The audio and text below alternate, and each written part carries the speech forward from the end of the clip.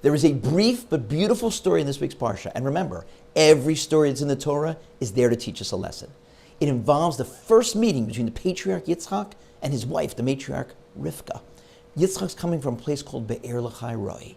Rivka's heading towards him, sitting on a camel, being led by his and his father's servant Eliezer. He sees the camel, she sees him, and she's so awestruck that she falls off the camel and starts stammering to the servant, who is that man coming towards us?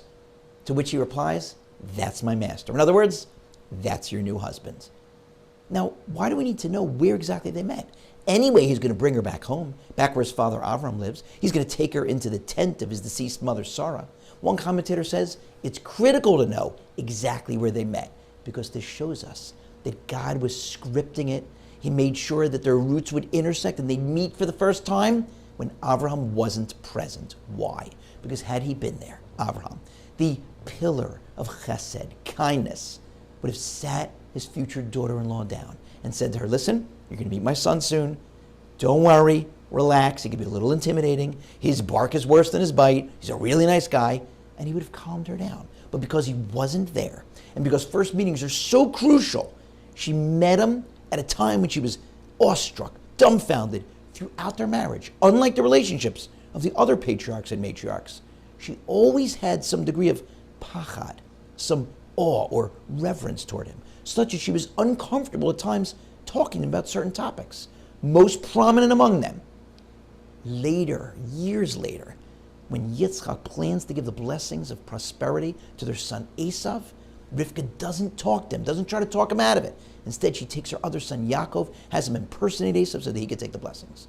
God, according to this commentator, worked out their first meeting so that she would have that pachad, have that awe, so that Avraham wouldn't talk her out of it, so that she wouldn't try to talk her husband out of giving the blessings to Esav, so that Yaakov would have to get them through trickery. Why? Because Yaakov had to get them that way. You'll ask me, why?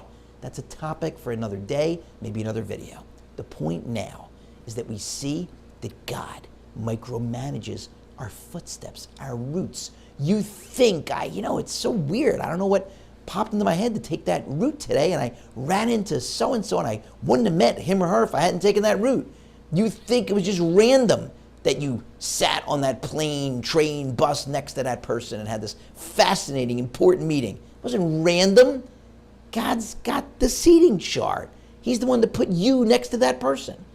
And what's amazing is that the more you believe that God is working out where you're going to be and who you're going to meet and who you're going to be next to, the more you get.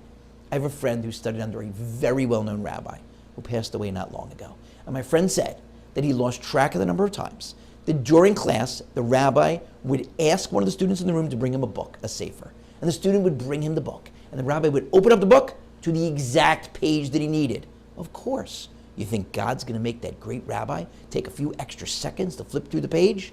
The more you believe that God is running the show, the more you get from him.